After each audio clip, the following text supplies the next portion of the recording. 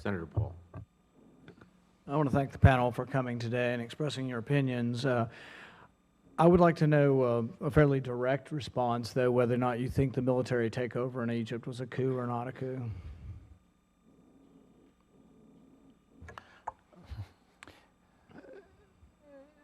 By a legal definition, I would say it's pretty hard to say that's not a coup. Okay.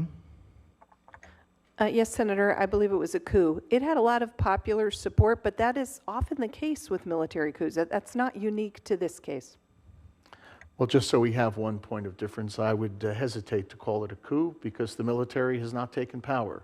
They continue to stand behind the seat of power, but they have made it clear through the roadmap that they issued and then their actions since then that they want to see the restoration of a civilian government. Well, the reason this is important is because our law says that when a coup occurs, the aid ends. So we can debate whether it's a good idea to end, and you're welcome to have opinions on whether it's a good idea to have aid or not to have aid.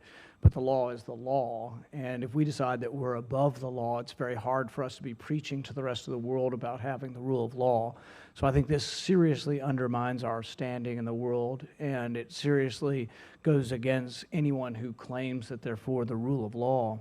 But I would go one step further. Even if you say this is not a coup because the military is not, there's not a general currently running it, I think that's, semantics and really not going to the point of this, because our law says basically if the military had a substantial involvement in replacing a democratically elected government. So it doesn't matter, according to our law, whether there's a general in charge or not.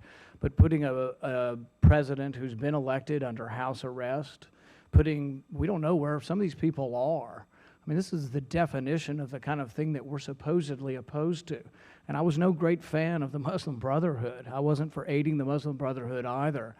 But the thing is if we're not going to obey the law, if we're simply going to say that we bring a panel before us that says aid's a good idea, realize that if you're telling us that the aid should continue, you're telling us to flout the law. You're telling us that the law is not important and that basically we can decide the benefits or the detriments of whether or not to continue aid are more important than the law. And to my mind, you can't, if you are, you're rising to a level where you say you're above everything what we stand for. If the president's not going to adhere to the rule of law, if he's going to say that he creates the law, we so damage our standing in the world, we so damage what we stand for that we have no moral basis for going around the world or telling anybody anything. There's a huge argument we can have about whether it's a good idea or a bad idea. I personally think that if we think we're buying the goodwill of the Egyptian people, when they're being doused with tear gas that was made in Pennsylvania, paid for with U.S. taxpayer dollars, I don't think they're jumping up and down and saying, "Yay, America." So I would say that I think that foreign aid has often gone to criminals, it's often gone to plutocrats, it's often gone to dictators, it's often gone into the pockets of one plutocrat who then goes and fills up a Louis Vuitton bag full of cash and goes and spends it in Paris. And it's obscene. And I think for us to be defending aid to Egypt when we've given $60 billion of it to the Mubarak family, who were basically thieves and stole it and used it for their own personal aggrandizement. You look at Mobutu and his family. You look at the history of foreign aid. You look at the history of thievery and thuggery and people who have taken the money and used it for their own personal benefit. And then we're going to come here and say one versus the other. I truly fear that even out of the military establishment, which everybody says is so much more pro-Western, that what we're going to get out of the military establishment, or what we could get, is someone who rises up and becomes a strong man and says, "I'll correct this chaos in Egypt and I'll do it, but I'll do it through the strength of being a general that'll do whatever I want." And maybe whatever I want means reclaiming lands that we say Israel's taken from us, or that maybe someday our weapons are used. But I think it's absolutely chaos over there. And to be sending planes and tanks into this chaos, but above and beyond all the debate really is, are we going to obey the law? I don't think really, other than some objections, there are serious people out there saying this is not a coup. To define this is not a coup is not to have an intelligent debate from my point of view. But I would love to see or hear if there is a justification for breaking the law. Because if this is a coup and you want to continue aid, you're basically arguing for breaking the law. Senator, since I was the one who refused to call it a coup. Let me take the first crack at responding. And I would respond to 2 points you made. First, on the question of foreign aid, which is a different issue from what we're talking about.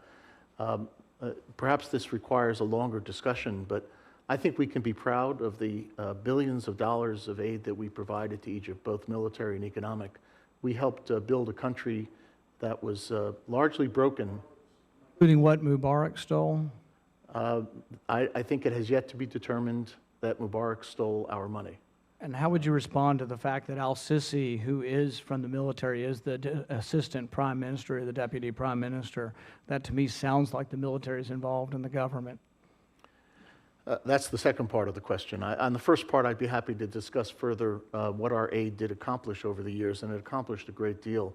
On the second part of the question, the system that existed under Morsi provided no outlet, no legal outlet to remove the president, because the court had suspended the People's Assembly, their parliament, which would have been the avenue to pursue a rule of law methodology for removing the president.